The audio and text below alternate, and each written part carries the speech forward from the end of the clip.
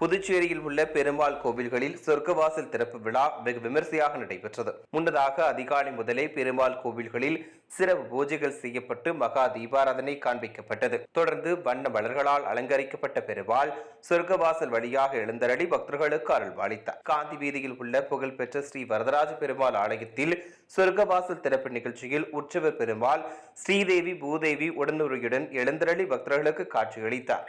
இதில் திரளான பக்தர்கள் கலந்து கொண்டு சுவாமி தரிசனம் செய்தனர்.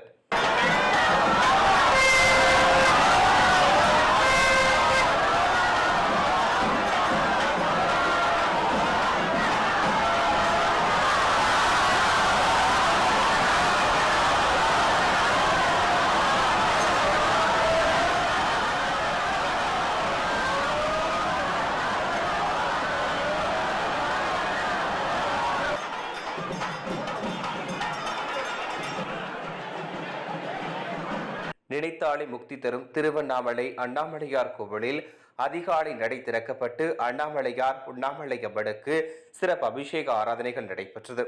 இதனைத் தொடர்ந்து கோவிலின் கருவறை பின்புறம் உள்ள பாமா ருக்மணி சமேத வேணுகோபால சுவாமிக்கு பல்வேறு வாசனை திரவியங்களால் சிறப்பு அபிஷேக ஆராதனைகள் நடைபெற்று வெள்ளி கவசம் அணிவிக்கப்பட்டு சிறப்பு பஞ்சமுக கற்பூர ஆரத்தி காண்பிக்கப்பட்டது. இதனையடுத்து மேளதாளங்கள் வேத மந்திரங்கள் முழங்க வைகுண்ட வாயில் திறக்கப்பட்டது.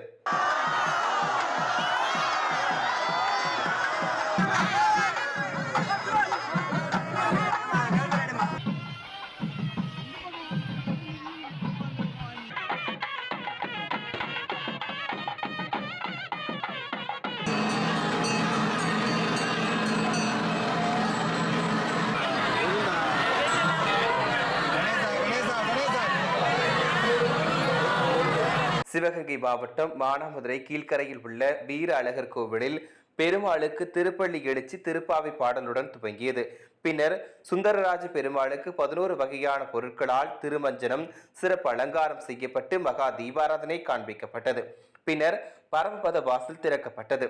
அப்போது கோவிந்தா கோபாலா கோஷம் எழுப்பியவாறு பக்தர்கள் பரமபத வாசல் வழியாக சென்று விளக்கு ஏற்றி வழிபட்டனர். இதேபோல் காரைக்குடி அடுத்த அரியக்குடியில் தென் திருப்பதி என அழைக்கப்படும் திரு வேங்கடமுடையான் ஆலயத்தில் வைகுண்ட ஏகாதசியை முன்னிட்டு சொர்க்கவாசல் திறப்பு நிகழ்ச்சி நடைபெற்றது.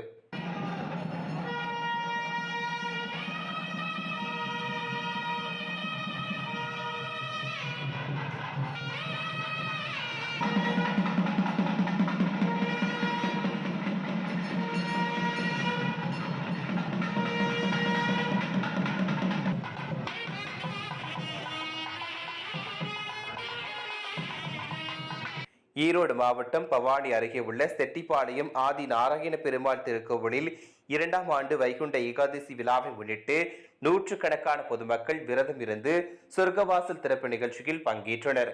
முன்னதாக ஆதி நாராயண பெருமாளுக்கு அலங்கார பூஜையும் கோபூஜையும் நடைபெற்றது.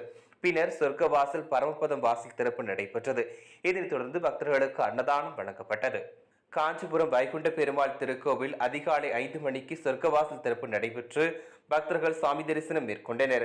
இதேபோல் காஞ்சிபுரம் அத்திவரதர் புகழ்பெற்ற ஸ்ரீ வரதராஜ பெருமாள் திருக்கோவிலில் மலை மேல் இருந்த ஸ்ரீ தேவராஜ சுவாமி ஸ்ரீதேவி பூதேவியுடன் ரத்தினாங்கி அணிந்து கண்ணாடி அறை முன்பு எழுந்தருளி பக்தர்களுக்கு அருள்பாலித்தார்.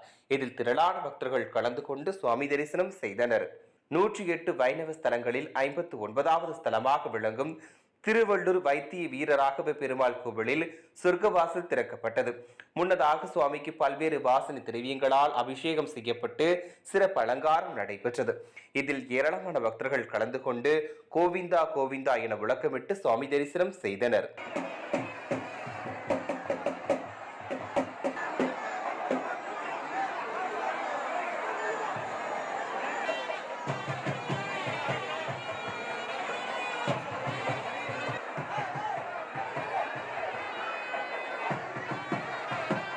திருப்பத்தூர் மாவட்டம் வாணியம்பாடி பெரியபேட்டையில் அமைந்துள்ள அழகு பெருமாள் கோவிலில் 58வது வைகுண்ட ஏகாதசியை முன்னிட்டு சொர்க்கவாசல் திறக்கப்பட்டது. இதில் திருச்சி ஸ்ரீரங்கம் ஆலயத்தின் பசிலா என்ற யானை வரவழைக்கப்பட்டு சிறப்பு பூஜைகள் நடத்தப்பட்டது. பின்னர் சொர்க்கவாசல் வழியாக வந்த பெருமாளை பக்தர்கள் கோவிந்தா கோவிந்தா என்று கோஷம் முழங்க வழிபட்டனர். ராணிப்பேட்டை மாவட்டம் காவிரிப்பாக்கம் திருப்பார்கடல் பிரசன்ன வெங்கடேச பெருமாள் ஆலயத்தில் சுவாமிக்கு பல வண்ண மூலிகைகள் மற்றும் திரவியங்களால் சிறப்பு அபிஷேகங்கள் நடைபெற்றது. அதனைத் தொடர்ந்து வண்ண பூக்களால் உற்சவர் பரமபதநாதர் பெருமாளுக்கு சிறப்பு அலங்காரம் செய்யப்பட்டு சொர்க்கவாசல் கதவுகள் திறக்கப்பட்டது. இதில் ஏராளமான பக்தர்கள் கலந்து கொண்டு சுவாமி தரிசனம் செய்தனர்.